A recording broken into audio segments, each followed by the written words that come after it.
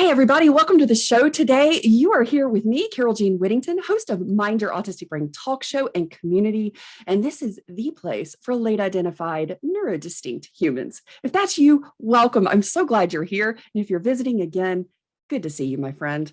Today, I am joined by the fabulous, the spectacular Nicky Collins. She's known as the autism coach across social media. She has an incredible new book coming out called Through Autistic Eyes. Nicky's going to be sharing all of the insights about her new book coming out on November the 11th, what she does in the world, and we're going to be talking about all things neurodistinct brains. Stick around. Hi, I'm Carole Jean, founder and host of Mind Your Autistic Brain talk show and community. And you're about to experience the new way to thrive in life and relationships as a late identified autistic by unveiling who you are, how you communicate, finding your self-care plan from the inside out, and being the authentic creator of your best life. Get ready, because this is where we go against the mainstream, say no to outdated society norms, and we say yes to who we are in order to create a joy-filled, balanced, and more neurodistinct world. Welcome to Mind Your Autistic Brain.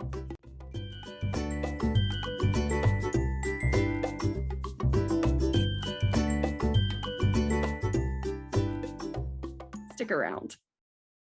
Nicky, welcome to the show. I'm so excited you're here. I'm so excited to be here, Carole Jean. Oh my gosh. So the first time we met, I'm telling you, it was like energy, vibing, sparks flying. Oh my gosh. I was so tickled to death to meet you. And we just had so many great conversations. You know, we ran the gamut in the time that we spent together. And in our beautiful, wonderfully wired way, we had the most fun together. I have to say, I had the most fun with you. I don't know if you had fun with me. Absolutely. I love what you do in the world, and I just love who you're being in the world. And, you know, it is such an incredible thing to see the work that you do and to hear the conversations that you have. And Nicky, I can't wait for you to share Through Autistic Eyes. Tell us about your new book and how did this start? You know, what is it all about? Tell us all the details. Oh, it's so exciting. It's been a 2-year journey to get this written and into the world, as it will soon be, because it's going live very, very soon. And each chapter is a later diagnosed autistic's journey through life and her experiences as a later diagnosed autistic person. And as you very well know, the medical model across the world is deficit-based. And I really wanted to move away from that. And these stories, they share the triumphs as well as the low points. And we've got successful businesswomen, we've got artists, authors, my story's in there. So, and I'm an author now. And there's all different sorts of people. There's even someone who's been successful in terms of getting an MBE award from the Queen. And her business is a multi-million-pound business, which she's built with her husband from the ground up.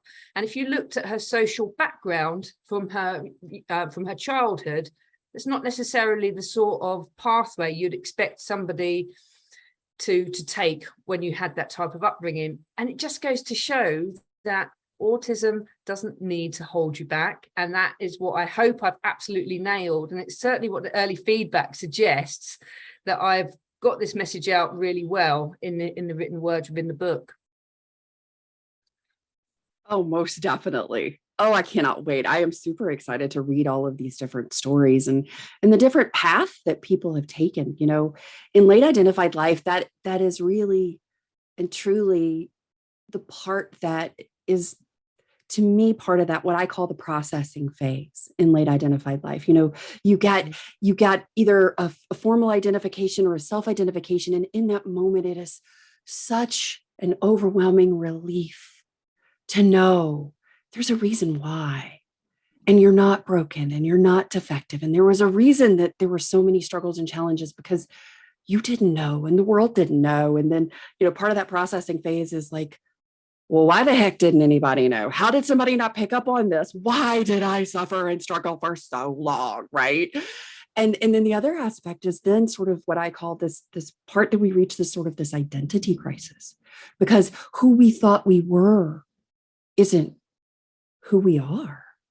And we'd had this lens and this belief around who we were. And that's no longer true when we got this identification. And the stories that come from that as people are going through this processing journey and unlayering and uncovering and discovering for the first time, like, wow, I hate Diet Coke. And I've been drinking it for 20 years because I thought I should to fit in. And it's disgusting. And I'm sitting at home by myself drinking this nasty thing that I don't like. I have masked to the nth degree of professional camouflaging. And I'm sitting at home drinking something I can't stand. Mm-hmm. And it's like in that moment, this is my story here. In that moment, I went, I will never drink one of these things again. I went and poured it down the sink, tossed the entire chunk of like Diet Coke pack in the trash can, and I have not picked up another one since. And it's just like those little things. Oh, so tell us like of the stories, like what were some of the like biggest discoveries of like stepping into who they were in late identified life? Oh, that's a question.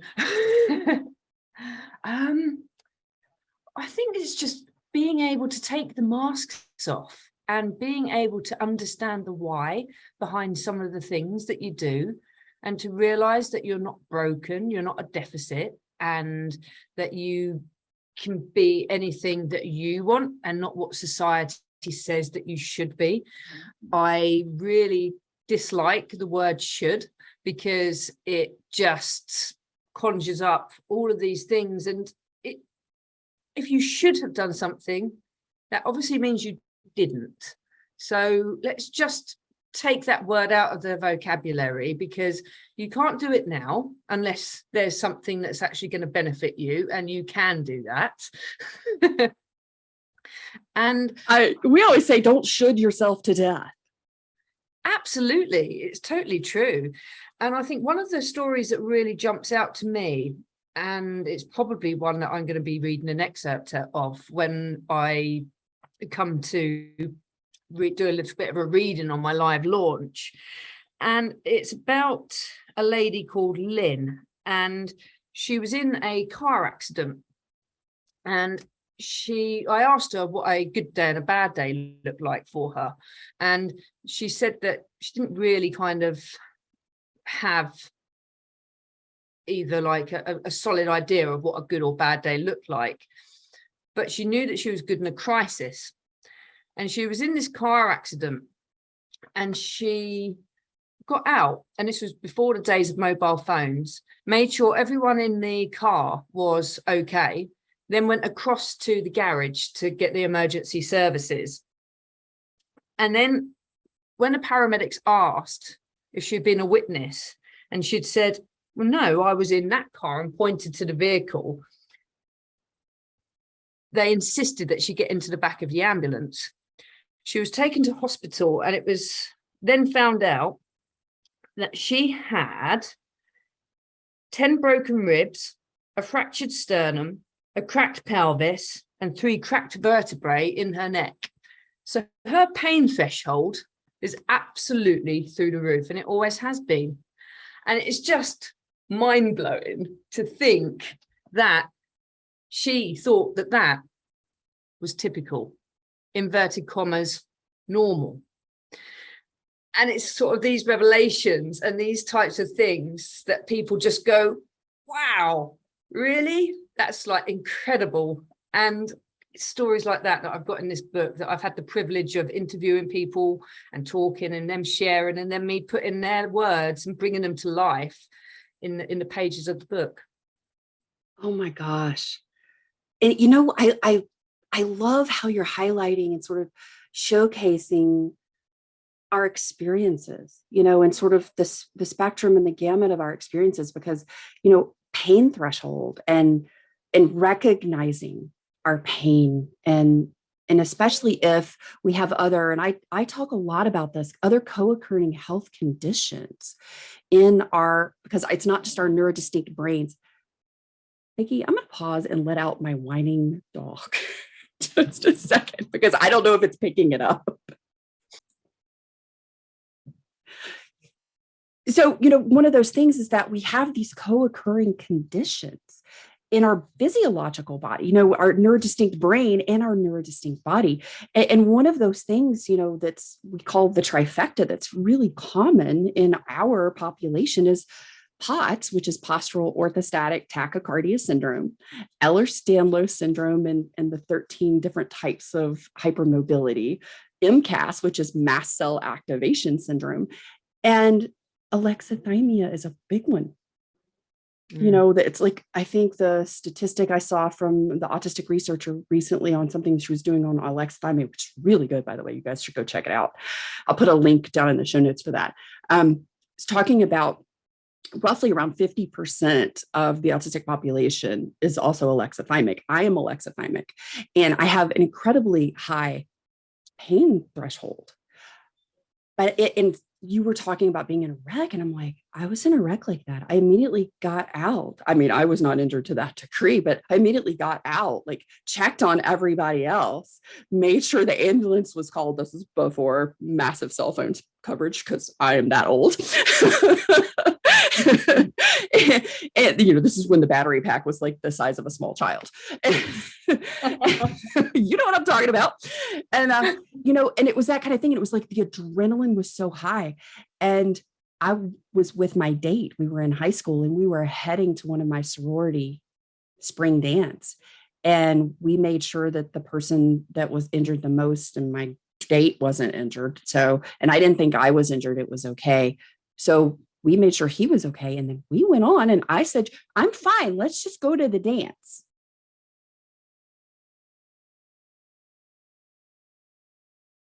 You're on mute. You're okay. Sorry, I was saying shush to my son who walked in with his guitar and serenade me. Well, between my dog and your son, we got all kinds of stuff happening in our conversation. I know the cat will join in soon, I'm sure. And that's totally cool. That is this space. We're cool with that. But I mean, how many of these types of stories do we both hear on a regular basis, Nikki? I know, and we touched briefly before we started recording on interoception as well. So, and that's the body's internal processes. And when you're not able to work out whether you're hot or cold, tired, thirsty, hungry, or anything in between. So I don't register thirst. So I can go all day, and my partner will come around and say, have you had a drink? Like, how much have you drunk today? I'm like, I haven't actually drunk anything now you mention it. And it's 5 o'clock in the evening, and I've gone all day. So when you're talking about pain and not being able to understand and connect to your emotions, and a faulty interoception sense of interoception, it really makes it quite awkward to connect these things up. And people must think, how do you not know? Like, you're walking around with all of these injuries, or how do you go all day without knowing you're thirsty? I've known, there's another story in the book, and she's been known to sit at her desk having almost a full-on panic attack because she's been too hot. And it's not until she's raised her arm and realized she's got a sweat patch under her arm that she's take her sweater off. Panic goes.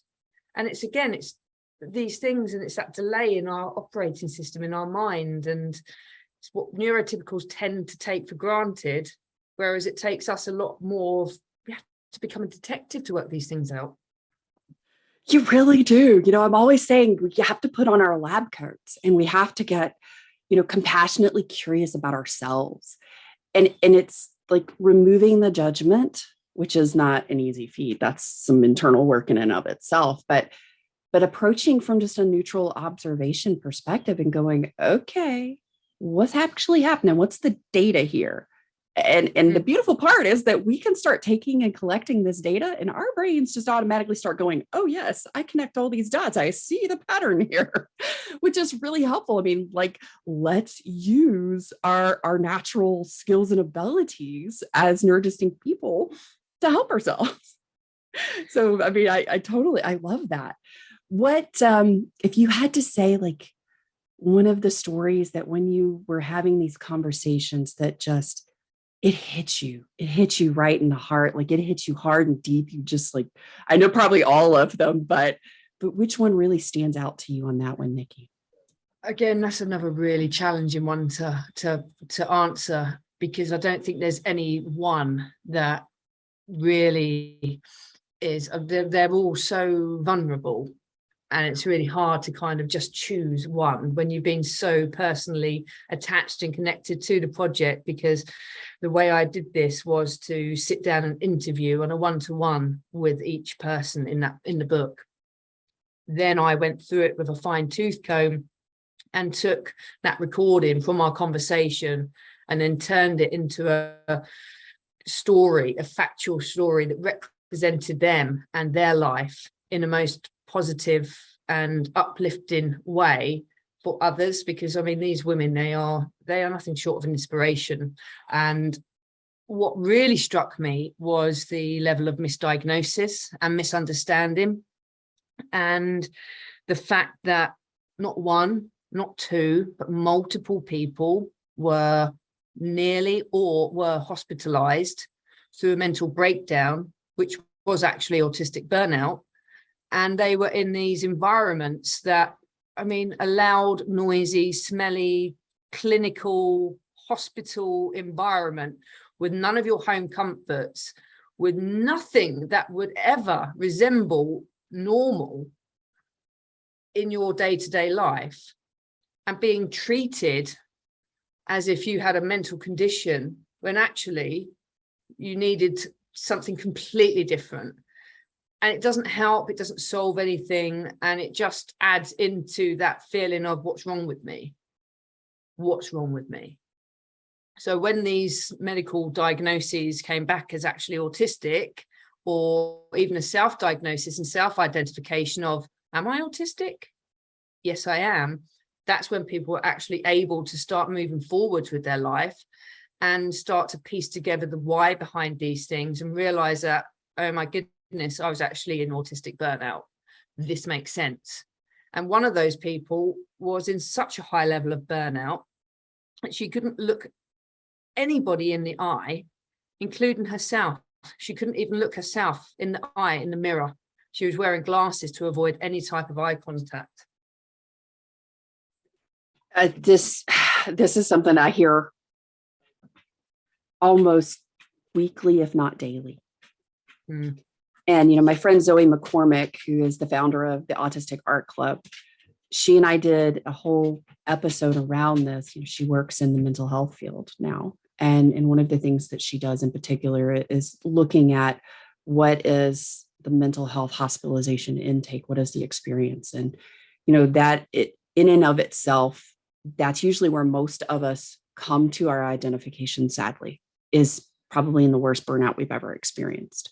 And the misidentification of it, especially in those who don't present based on ICD and DSM model, which is not inclusive at all, is really tragic. And it is so harmful because, as you mentioned, and as your participants in the book who have shared with you have mentioned, is that the environment exacerbates burnout.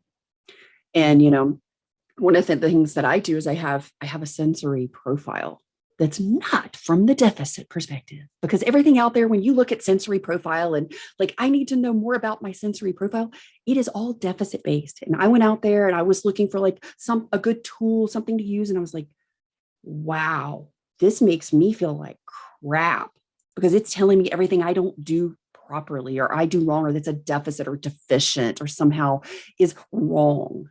You know, all of that negative deficit language in there. And I'm like, okay, well, let's get real for a second here. Our brains as neurodistinct folks We are a sensory people. That is not a deficit. That is part of who we are. And just being able to look at it as just, this is what it is. This is how I experience something. This is what my brain does or does not filter out in my sensory system. And when you're in burnout, your sensory profile is different than when you're in your thrive time. And when you can know that and you can start looking at those different components, that makes a difference. But when you're put into a situation where you are in sensory overwhelm, and let's just call it sensory hell, because that is what hospitals are. If you're in burnout, I mean, the smells, the sounds, the bright lights, the people waking you up at all hours to take tests and all these things. I mean, oh my gosh. Oh my gosh. I cannot wait to read these stories, because I think everybody out here that's listening and are watching today to hear this, Nikki, is going, man, I've been there. That's part of my story and my journey too. Nikki, I'd like to hear some of your story, if you don't mind sharing. Yeah, my story does feature in the book. I actually am really glad that I wrote my story towards the end of writing the book, because it's very different. It's written in a very different style to what it would have been if I'd have written it first, because I've continued to do a lot of work on myself. And it wasn't until I was 34 that I realized that I'm autistic. So I was only a couple of years into the journey when I first started writing the book. And I'd actually been doing a talk for a networking event that I was a part of when we went into lockdown. And I was really high and bouncing and just ungrounded afterwards. So I went out for a walk to ground myself and just kind of reconnect with my roots. And as I was walking back, I had this little voice in my head, and it said, your success is in stories. And I thought, I wonder what that means. I wonder how this could develop. I wonder what I could do with this. And this is what I've done with it through Autistic Eyes, is the result of that walk and that little voice in my head saying your successes and stories. And my story, I actually rewrote it this year, because I was getting to a point that when I shared it, it was feeling disempowering. And there's so much that people can take from it. So, I mean, I moved out of my family home when I was 16, and that wasn't necessarily through my choice. But what that enabled me to do was have experiences that other 16-year-olds could only have dreamed of, and a level of freedom that 16-year-olds don't tend to have. So that gave me a very different way to view the world. I got into drugs, and one morning I woke up and I never touched drugs again. And that was crack cocaine. So it wasn't just a joint here and there. It was hardcore, heavy drugs. And I was very, very lucky. And I still believe that it was my granddad who helped me to come away from that path. He passed away, and he's been my guardian angel, and he's still around even now. And you're going back a few years, because I was 16 when he passed. And when I actually started to write my story to share it, I wrote Granddad on a piece of paper, and this breeze came around me, and I was in my house in my front room with the windows, the doors shut. So it was just confirmation that, yeah, he's still there. And I met a guy who was 17 years older than me. We got married, we had a child. Then I left him because I came out as gay. And I realized actually only earlier this year, when I stopped drinking alcohol, which was a massive mask for me, and I took that mask off, and I'm now, 10 months, almost 11 months sober, completely teetotal. And that mask went on when I was 13, and I was being groomed by the next door neighbor. And I didn't realize, I didn't connect these things, because it made me feel grown up. Made me feel like an adult and loved, even though it was unhealthy. I didn't connect those things together. So really, it's about the unmasking process, and the fact that even despite all these things, oh, and by the way, at some point in that, I also lost my dad to suicide, who was also undiagnosed ADHD. If I was to put money on it, that's what I'd go for. And it's about like the strength that I've drawn from these experiences, and I wouldn't change any of those things because they have shaped the person I am today. And resilience does come with a price. I'm incredibly resilient, and I'm in a really blessed position to be able to pass these teachings that I've taken from these lessons onto others, so that they don't have to go down this deep dark hole as far as I did. And that to me that's truly a gift. So it's been a journey. It's been an interesting journey. Oh my gosh, Nicky, thank you for sharing a bit of your story with me and with the audience here today, because that's powerful. That's powerful. I think there are a lot of us that can relate and even see some of those same elements in our own story. And I think that's one of the beautiful things about the book that you're publishing out here on November 11th, called Through Autistic Eyes, is because this is sharing those experiences, because I think all of us in our neurodistinct community can read these stories and find a bit of ourselves in our own journey and our own story.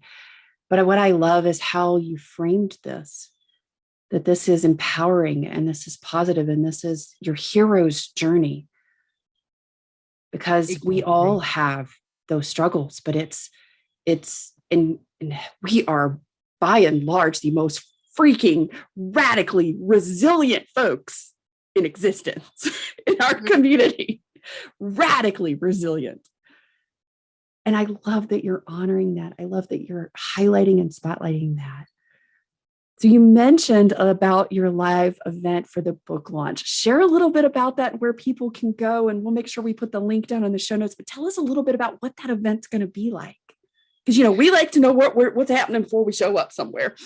Yeah, absolutely. Well, I have an amazing host to work alongside me. So it's not just me on my own. It's an amazing. Although that's always fabulous in my book.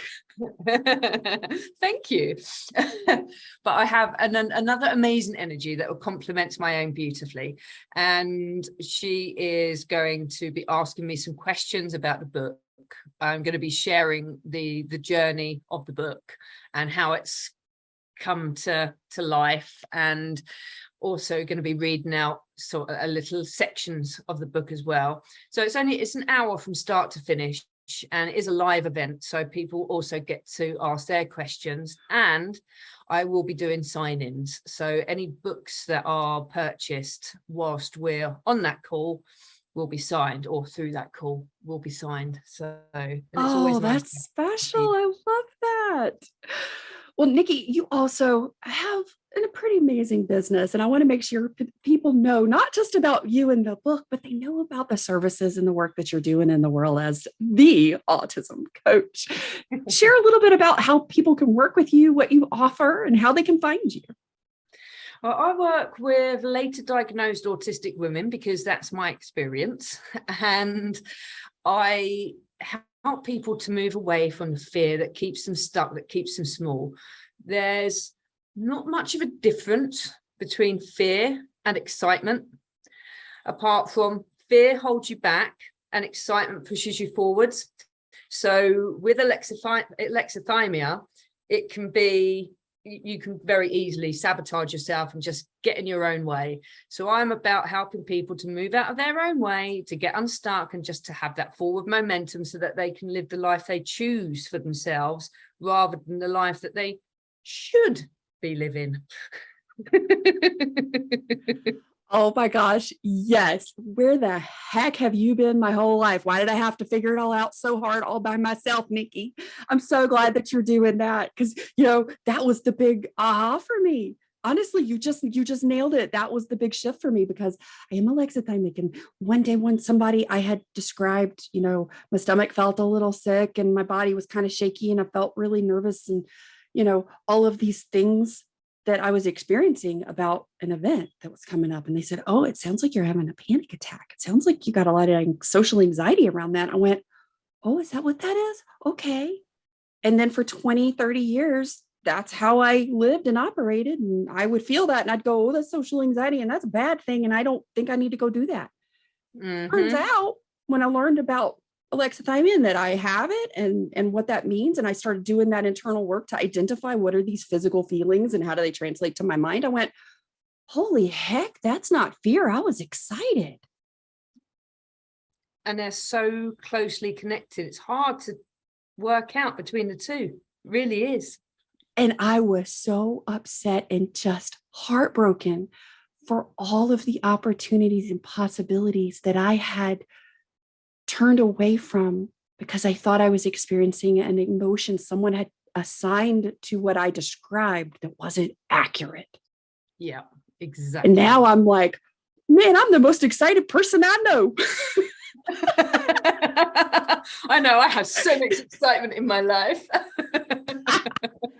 Oh, Nicky, thank you so much for joining me today. Thank you for sharing, for writing, for cultivating and bringing all of these beautiful stories together in your new book, Through Autistic Eyes. Guys, go check out Nicky Collins' new book coming out November 11th, Through Autistic Eyes. This is a resource. This is a resource that helps because you know you're not alone. You can read other stories from other late identified people and go, oh, I see some of myself in this, and I see the possibilities. I see the excitement. I see what can be, not just in their life, but in mine, because I believe in being a possibilitarian in all things. And guys, this month we're talking all about the resources in late identified life, and Nicky Collins and her new book is the resource. Make sure you go get it. Don't forget to sign up for the live event so you can get a signed copy of this fantastic book. I will be there. She can also be found on Facebook, LinkedIn, and the Autism Coach website. Everything will be down in the show notes below. Nicky, thank you so much for being here. Thanks for joining us. And thank you for being a resource for our community in late identified life. Speaking of resources, I have a new book coming out next Friday, November the 4th. The title is How Spicy is Your ND Burnout? A Beginning Guide to Autistic ADHD Burnout Restoration. Are you stuck on the chronic cycle burnout loop? Are you feeling overwhelmed and exhausted, so you unplug from the world and social media for a bit, or even begin unmasking? This helps, and you may feel better, but still not great. Responsibilities and people don't go away. So you go back to life as usual, quote unquote, only to end up back in burnout a few weeks or months later, doing it all over again. That's the chronic cycle burnout loop. Neurodistinct burnout isn't the same as a neuromajority burnout. There are hidden elements, especially in late identified life, that need to be taken into account and new areas dialed in that make it possible to get off that chronic cycle burnout loop for good. A few of those hidden elements are trauma, co-occurring health conditions like EDS, MCAS, and POTS, processing needs, alexithymia, and sensory differences. In this beginner's guide to ND burnout restoration, you will determine if you're in ND burnout, learn what ND burnout is and the chronic cycle burnout loop, distinguish burnout similarities and differences between neurotypes, discover the hidden elements in ND burnout, identify how spicy your ND burnout is from a level 1 poblano pepper to a level 5 ghost pepper. Begin your burnout restoration first steps, including what burnout restoration is, how long it takes, and how to get help. Join me and go sign up on the wait list to get the first peek inside, to get special discounts, and to get access to the Burnout Toolkit. This is all going to be available in multiple modalities on November the 4th. How we process information during burnout is different than we would in our Thrive time. So this book isn't just a digital version. It's also going to be in a print version. It's going to be in an open dyslexic font. So if that helps you, it will be in an audio version and it will be in a video version with closed captions. All of this will be available to you for the one price of the book purchase. This is about meeting you where you are. And you know, your needs are different in burnout. I know mine were. And I want to make sure that you have access to getting the help in those first beginning steps that you need. So join me, go get on that wait list and get the book on November the 4th.